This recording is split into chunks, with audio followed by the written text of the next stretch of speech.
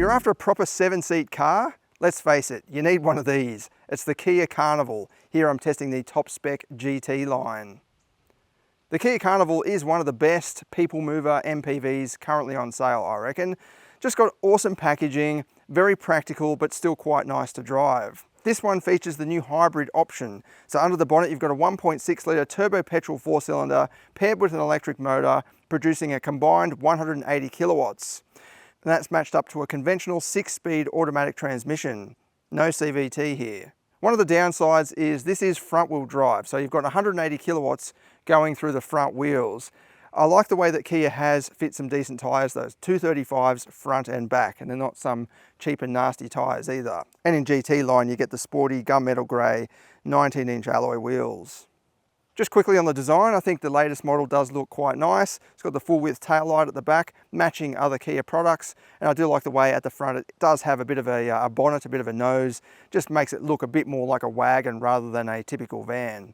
But if you're after an MPV or a people mover, you're probably more interested in the interior. So let's jump inside before it gets too wet. It is so practical in here. You've got shelves, cup holders, USB ports at every corner. This example's got a wireless charging pad. Nice big center armrest. There's some cup holders in the back there. And obviously plenty of space inside, like my head's nowhere near the ceiling. I just feel like I've got lots of freedom to move about. And I like the way that Kia has given this a proper dashboard. It's not like a typical van where you're, sitting over the nose. This does extend out. It's got a bit of a length there, a bit of depth going. So it kind of feels like an SUV or a wagon. And then up on the dash, you've got Kia's latest twin screen setup. It doesn't have the climate control panel here.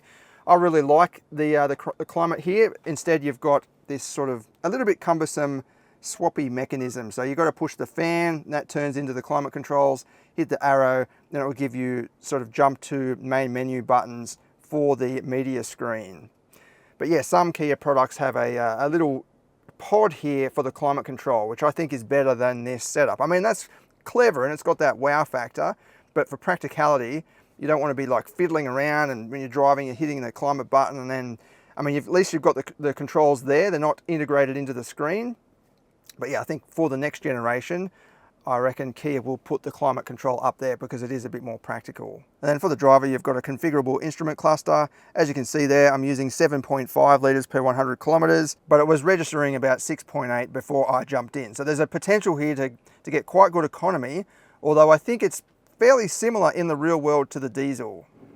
And up at the back, fully electronic doors. You've got your own sunroof in the back as well. Doesn't have a flip down armrest, but that's because you've got your console at the front there with your own cup holders.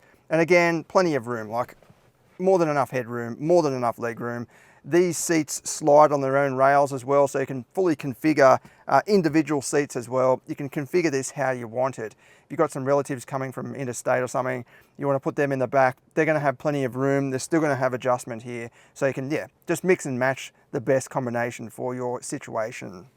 And then, in the back, this is pretty much the same as the middle row. Like I've got the same comfort, pretty much the same headroom, maybe a slight bit less headroom, but certainly enough knee room there. I can slide that seat forward if I want to. You've still got plenty of space for the second row. And that's what I mean. This is a proper 7 or 8 seat in this case, a proper 3-row vehicle.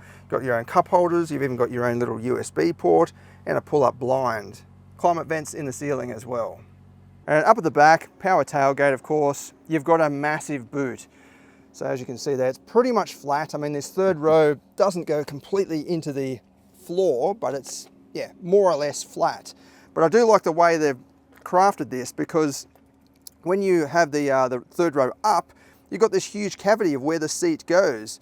So most, 7-seat SUVs, you put the third row up, you're not left with much space here. It doesn't drop down like that, usually because there's a spare tire under there, whereas it's not located under the boot here.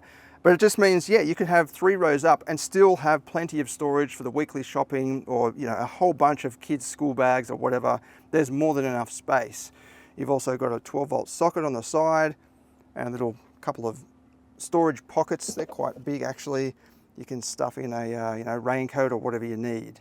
All right, let's take this for a drive. Look, I'm not expecting much in terms of handling and dynamics and everything, but I think it is one of the better handling packages, if that makes sense, for this type of vehicle. As in other words, any others that you drive are going to drive like this or a little bit worse in terms of just handling and feeling nice around the corners, soaking up the bumps and so on. We'll do the performance test later on as well, because it should go fairly well with 180 kilowatts. I don't know what it is, but I really like driving vans for some reason. It must be the visibility, like you can just see all around you easily, and this has good visibility out the back as well, even with the seats up. You've got relatively chunky sort of D pillars right at the back, but there's a nice clear view through the rear windscreen. This example's also got the full surround view camera system, so it's easy to park. You can actually spin the car around and so on and see it from pretty much every angle. But yeah, through the front, I can pretty much see the nose. Like I know it just drops straight down there. So it gives me a really good sort of engagement level in that, yeah, I am sort of part of the driving experience. I'm not just cocooned in this little shell right at the back.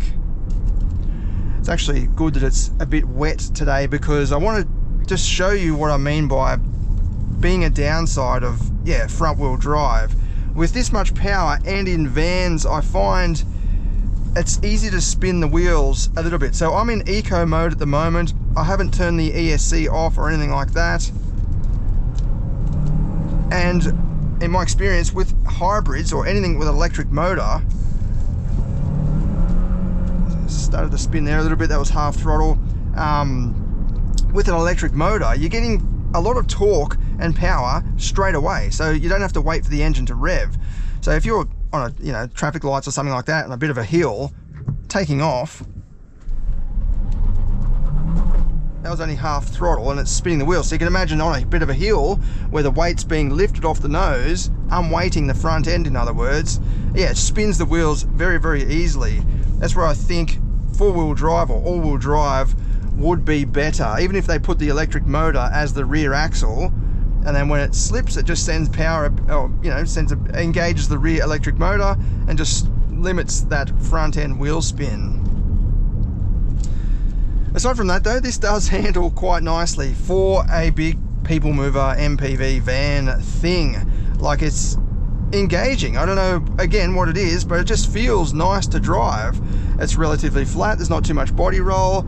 I've got a decent amount of communication coming through the steering wheel as well. It's a pleasure to drive. Like, it really is just relaxing and easy. You don't have to think too much about it. The suspension is able to absorb these ordinary roads, so it's not bouncing me around, and being a relatively long wheelbase vehicle, you've got good comfort anyway. It's not pivoting around like a smaller vehicle.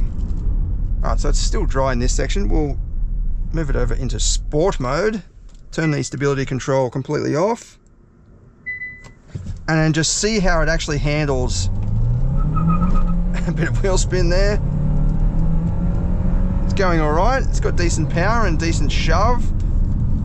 I do feel like the diesel pushes you back in your seat a little bit more at certain revs, like diesels have a lot of torque, whereas this, you're still going to rev the engine, which is, look at that, full throttle around there. No problem at all, no inside wheel spin. That's very good. Yeah, with the diesel, it feels like you don't need to push it that much and you're getting that nice surge of torque, whereas this, it's behaving like a petrol engine or turbo-petrol engine. Bit of wheel spin there. In that you've got to rev it out to achieve its maximums.